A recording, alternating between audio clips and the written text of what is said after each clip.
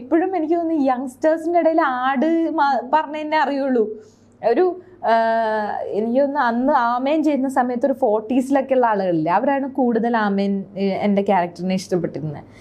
ഇന്ന് അതിന് ശേഷം ഈ ആട് വന്നതോടുകൂടി ഈ യങ്സ്റ്റേഴ്സിന് മുഴുവൻ എന്നെ ആടിലെ ചേച്ചിയല്ലേ, ആടിലെ ചേച്ചി, എന്നെ പ്രൊഡ്യൂസറായിട്ട് പോലും അറിയില്ല, ആടിലെ ചേച്ചിയല്ലേ എന്ന് പറഞ്ഞിട്ടാണ് അറിയുന്നത്. അപ്പോൾ ആടിന് അങ്ങനെ ഒരു റീച്ച് കിട്ടിയത് ഞാനും ഓർത്തില്ല കേട്ടോ. ഞാനൊരു കുഞ്ഞു റോളാണെന്നാണ് ഞാൻ വിചാരിച്ചത്. അതിനകത്തൊന്നും ചെയ്യാനില്ല, പ്രത്യേകിച്ചൊന്നും ഉണ്ടായിരുന്നില്ല, സ്ക്രിപ്റ്റിനകത്തൊന്നും ഉണ്ടായിരുന്നില്ല. അതിനകത്ത് ഈ പല ഡയലോഗ്സും സ്പോട്ടിലുള്ള ഇംപ്രൊവൈസേഷനും പിന്നെ മറ്റേ അവിടെ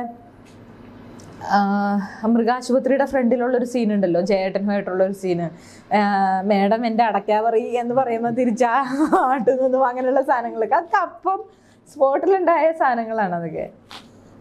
ഇതിന്റെ കൂടെയുള്ള കൊളാബറേഷൻ അത് പറയുമ്പോഴത്തേനും നേരത്തെ ഓം ശാന്തി ഓശാന നടക്കാതെ പോയ ഒരു പ്രൊജക്റ്റാണ്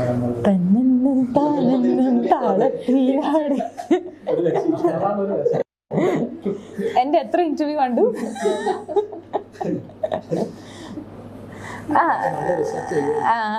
നടക്കാതെ ആ പ്രോജക്റ്റ് നടക്കാണ്ട് പോയി. പക്ഷെ എനിക്ക് ഭയങ്കര വിഷമമായിരുന്നു ആ പ്രോജക്റ്റ് നടക്കാതെ പോയതിൽ. മാനസികമായിട്ട് ഭയങ്കരമായി ഞാൻ തകർന്നു പോയൊരു ഇൻസിഡൻ്റ് ആയിരുന്നു അത്. അപ്പം ഞാൻ ഇങ്ങനെ അതെ അതെ അപ്പം ഞാൻ ഈ പറഞ്ഞ പോലെ അവരുടെ അപ്പോളജി ലെറ്ററൊക്കെ ഓഫീസിൽ കൊണ്ടുവന്ന് ഇങ്ങനെ തൂക്കിയൊക്കെ ഇട്ടിരുന്നു.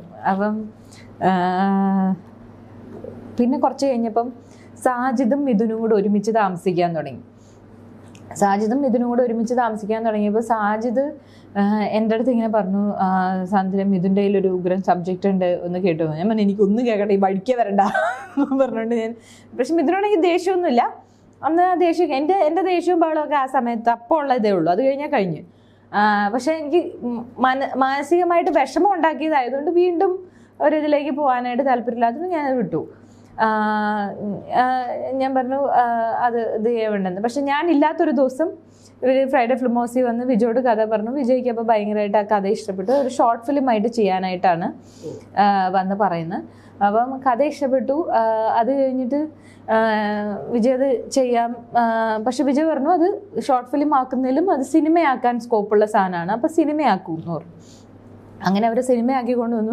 ഇവർ ചർച്ചയൊക്കെ കുറച്ച് പുരോഗമിച്ചതിന് ശേഷമാണ് ഇവർക്ക് എന്നോട് പറയാൻ ഭയങ്കര ബുദ്ധിമുട്ടായിരുന്നു. കാര്യം മിഥുനായതുകൊണ്ട്.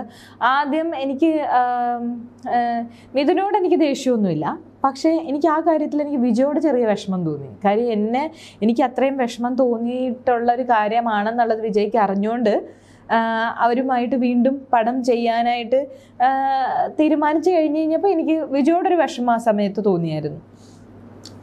പിന്നെ വിജയ് പറഞ്ഞു ഇതെല്ലാം ബിസിനസ് അല്ലേ, എന്തിനാ അങ്ങനെ കാണുന്നത്, അങ്ങനെ നമ്മൾ ആരോടും പെർമനൻ്റ് ആയിട്ട് ദേഷ്യമോ ഇതൊന്നും. ഞാൻ പറഞ്ഞു എനിക്ക് പെർമനൻ്റ് ദേഷ്യമൊന്നുമല്ല, മാനസികമായിട്ടുണ്ടായ ഒരു ബുദ്ധിമുട്ട് അന്ന് വളരെയധികം വിഷമിച്ചതുകൊണ്ട് എനിക്കത് പിന്നെയും അവരുമായിട്ട് വീണ്ടും പടം ചെയ്യാനായിട്ടുള്ളൊരു ബുദ്ധിമുട്ട്. പിന്നെ മിഥുൻ വളരെ ഫ്രണ്ട്ലി ആയിട്ടാണ് പിന്നീട് എന്നോട് പെരുമാറിയത്. അപ്പം മിഥുൻ വന്നിട്ട് പറഞ്ഞു സാൻഡ്ര അതൊന്നും മനസ്സിൽ വെക്കണ്ട, പോട്ടെ സാരത, ഇന്ന് നമുക്ക് അടിച്ചു പൊളിച്ച് ചെയ്യാം എന്നൊക്കെ പറഞ്ഞ് പിന്നെ വന്നു കഴിഞ്ഞപ്പോഴേക്കും അത് പിന്നെ ഓക്കെ ആയി. പിന്നെ ഞാൻ ഏറ്റവും കൂടുതൽ എൻജോയ് ചെയ്ത് ഷൂട്ട് ചെയ്തൊരു പടവും ആടാണ്.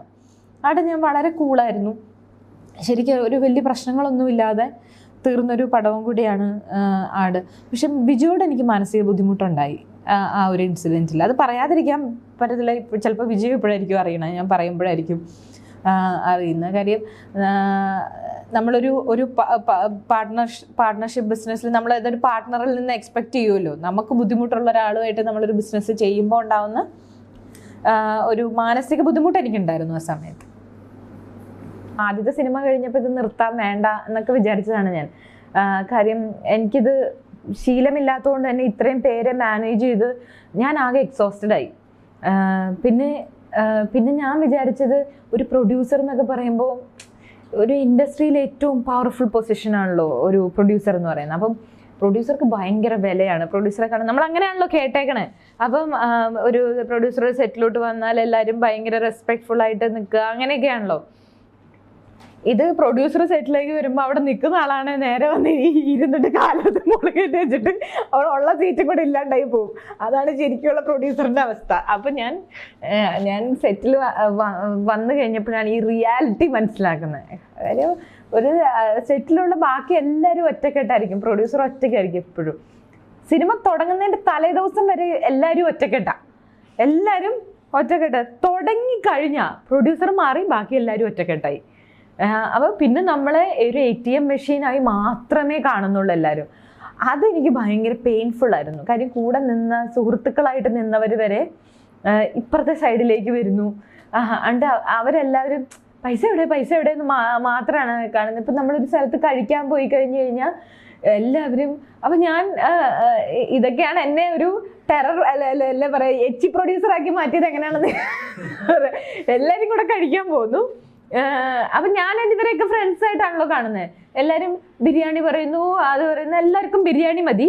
അപ്പം പിന്നെ ജ്യൂസ് കുടിക്കാത്തവരും ജ്യൂസ്. അപ്പം ഇതെല്ലാം പറഞ്ഞു കഴിയുമ്പം എന്നോട് ആരും ചോദിക്കില്ല, എനിക്ക് എന്ത് വേണമെന്ന് ആരും ചോദിക്കില്ല. അപ്പം ഞാൻ ഓക്കെ, ഞാൻ കഴിച്ചു. ഓരോ പ്രാവശ്യവും ഇപ്പം ബില്ല് പേ ചെയ്യുന്ന സമയത്ത് നമ്മൾ എക്സ്പെക്ട് ചെയ്യുമല്ലോ ഇവരും കൂടെ ഒന്ന് പേ ചെയ്യണം എന്നുള്ളത്. അത് സിനിമയിൽ അതൊന്നും ഇല്ല എന്നുള്ളത് എനിക്ക് പിന്നെയാണ് മനസ്സിലാവുന്നത്. പ്രൊഡ്യൂസർ ആയി കഴിഞ്ഞ് കഴിഞ്ഞാൽ നമ്മളെ പൈസ അങ്ങോട്ട് കൊടുക്കാൻ വേണ്ടി മാത്രമുള്ള ആളാണ്. അപ്പം എല്ലാവരും കൂടെ കൂടി ഭക്ഷണം കഴിക്കാൻ പോയാലും എന്തിനു പോയാലും എല്ലാം നമ്മുടെ നിന്ന് തന്നെ കാശ് പോകുന്നു. ഇവരെല്ലാവരും ജ്യൂസും ബിരിയാണി. അപ്പം ഞാൻ എന്ത് ചെയ്തു, ഞാൻ വീട്ടിൽ പഴങ്കഞ്ഞിയും പപ്പടവും കഴിച്ചുകൊണ്ടിരുന്നവർ ഇപ്പോൾ ഇവിടെ വന്ന് ബിരിയാണി അല്ലാതെ കഴിക്കത്തില്ല എന്നൊക്കെ തമാശയായിട്ട് പറയാൻ തുടങ്ങി. പക്ഷെ ഈ പറഞ്ഞത് എന്നെ ഇപ്പോഴും ആൾക്കാർ പറഞ്ഞ് അതങ്ങ് ഭയങ്കര പോപ്പുലറായി. അതായത് ഇപ്പോൾ അതുപോലെ തന്നെ ഫ്രൈഡേയുടെ സെറ്റിൽ വെച്ച് തന്നെ ഡബിങ് നടന്നുകൊണ്ടിരുന്ന സമയത്ത് ഉച്ചയ്ക്ക് ലഞ്ച് എന്താണ്, അപ്പം ഞാൻ അവിടെ ഡബിങ് ഷൂട്ടിലുണ്ട്. അപ്പം ഉച്ചയ്ക്ക് ലഞ്ച് എന്താണെന്ന് വെച്ചപ്പം ഫിഷ് കറി മീൽസാണ്. അപ്പം ഡയറക്ടർ പറഞ്ഞു ഒരു 2 മത്തി വറുത്തവും കൂടെ വേണേ എന്ന് പറഞ്ഞു. അപ്പം ഞാൻ പറഞ്ഞു മത്തിയില്ലാതെ ഇറങ്ങില്ല എന്ന് പറഞ്ഞത് ഇപ്പോഴും സിനിമാക്കാരുടെ ഇടയിൽ മത്തിക്ക് കണക്ക് പറയുന്ന പ്രൊഡ്യൂസറായിട്ടാണ് ഞാൻ അറിയപ്പെടുന്നത്. അപ്പോൾ അതിലൊക്കെ ശരിക്കും എനിക്ക് അന്നത്തെ ആ പ്രായത്തിൻ്റെയും മനസ്സിലായോ. അപ്പം എൻ്റെ അന്നത്തെ ഇപ്പം ഞാൻ ഇങ്ങനെ ചോദിച്ചതിൻ്റെയൊക്കെ കാരണം എന്ന് പറയുന്നത് ഞാൻ അവരെയൊക്കെ ഫ്രണ്ടായിട്ടാണ് കണ്ടിരുന്നത്. ആ ഫ്രണ്ട്ഷിപ്പിൽ നിന്ന് അവർക്ക് വേണ്ടി ഞാൻ ചെയ്ത സിനിമയാണ്. പക്ഷേ പിന്നെയാണ് എനിക്ക് മനസ്സിലായി ഇതെല്ലാം പ്രൊഫഷണലായിട്ട് ഡീൽ ചെയ്യണം എന്നുള്ളത്. പിന്നെ അതിന് ശേഷം എനിക്ക് മനസ്സിലായി. ഫ്രൈഡേ എന്ന് പറഞ്ഞ സിനിമ കഴിഞ്ഞതിന് ശേഷം മനസ്സിലായി. പിന്നെ അങ്ങോട്ട് കാര്യങ്ങളെല്ലാം പയ്യെ ട്രാക്കിലേക്ക് വന്നു. എത്രമാത്രം ചേഞ്ച് ചെയ്തു ഫ്രൈഡേയുടെ പ്രൊഡ്യൂസറും ഇന്നത്തെ പ്രൊഡ്യൂസറും തമ്മിലുള്ള മെയിൻ ഡിഫറൻസസ് എന്തൊക്കെയായിരിക്കും? ഫ്രൈഡേയിലെ പ്രൊഡ്യൂസർ എന്ന് പറയുന്നത് ശരിക്കും ഒരു ടീനേജറിൻ്റെ മനസ്സുള്ള ഒരു പ്രൊഡ്യൂസറാണ്. എല്ലാം ഭയങ്കര വൈകാരികമായിട്ട് എടുക്കുകയും ഭയങ്കരമായിട്ട് ഇപ്പം കോളേജിലൊക്കെ രാഷ്ട്രീയത്തിലേക്കൊക്കെ ഇറങ്ങുന്ന പിള്ളേരില്ലേ, ആ ഒരു മൈൻഡ് സെറ്റായിരുന്നു എൻ്റെ ആ സമയത്ത്. എല്ലാത്തിനെയും ഭയങ്കര എനിക്ക് എങ്ങനെ ഡീൽ ചെയ്യണമെന്ന് പോലും അറിയത്തില്ലാത്ത ഒരാളായിരുന്നു. അപ്പം അതിൽ നിന്നൊക്കെ ഒത്തിരി മാറി ഇപ്പം എനിക്ക് വന്നേക്കുന്ന ഒരു വലിയ ചേഞ്ച് എന്ന് പറയുന്നത് ഭയങ്കര കമ്പാഷൻ വന്നിട്ടുണ്ട്. അതൊരു വലിയ പ്രശ്നമായിട്ടാണ് ഇപ്പം എനിക്ക് തോന്നുന്നത്.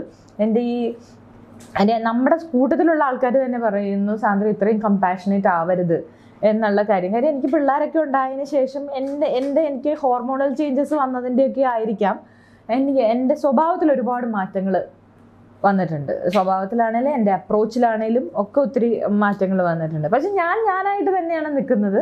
എന്നെ ഇങ്ങനെ ആക്സെപ്റ്റ് ചെയ്യുന്നവരിങ്ങനെ ചെയ്താൽ മതി, ഞാൻ ഇങ്ങനെയാണ് പക്ഷെ ഞാൻ പടം എടുക്കുമ്പോൾ ഞാനൊരു സ്ട്രിക്റ്റ് പ്രൊഡ്യൂസറാണ്, അല്ലെങ്കിൽ ഞാൻ വളരെ ഫ്രണ്ട്ലി ആയിട്ടുള്ള ഒരാളാണ്. ഈ ഔട്ട്സ്പോക്കൺ ആയിട്ടുള്ള ഈ നേച്ചർ ഉണ്ടല്ലോ, അത് ഗുണമാണോ ദോഷമാണോ കൂടുതൽ ചെയ്തിട്ടുള്ളത് സിനിമയ്ക്കകത്ത്? ഇത്രയും നാളും ദോഷം ചെയ്ത് ഇപ്പം എന്താന്ന് പറഞ്ഞാൽ എൻ്റെ ഇതേപോലെയുള്ള തുറന്നു പറച്ചിലുകൾ ഒരുപാട് പേർക്ക് കണക്റ്റ് ആവുന്നുണ്ട്. അതുവഴി എനിക്ക് ഗുണം ചെയ്യുന്നുണ്ട്. ഇപ്പം ഞാൻ പറയുന്ന പല കാര്യങ്ങളും ഒരുപാട് പേർക്ക് കണക്ട് ചെയ്യാൻ പറ്റും. പ്രത്യേകിച്ച് സ്ത്രീകൾക്ക്, ജോലി സ്ഥലങ്ങളിലുള്ള സ്ത്രീകൾക്ക്, വീട്ടുജോലിയും ഓഫീസ് വർക്കും ചെയ്യുന്ന സ്ത്രീകൾക്കൊക്കെ ഒരുപാട് പേർക്ക് ഞാൻ പറയുന്ന പല കാര്യങ്ങളും കണക്റ്റ് ആവും.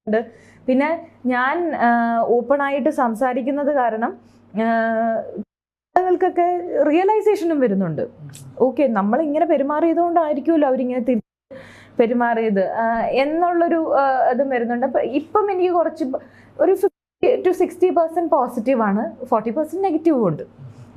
40% ഒബ്വിയസ്ലി നെഗറ്റീവ് പലർക്കും ഫീൽ ആവാം ഞാൻ പറയുന്നത്. പക്ഷെ പണ്ടത് ഫുൾ നെഗറ്റീവായിരുന്നു, അതിൽ നിന്ന് ഇപ്പോൾ വ്യത്യാസമുണ്ട്.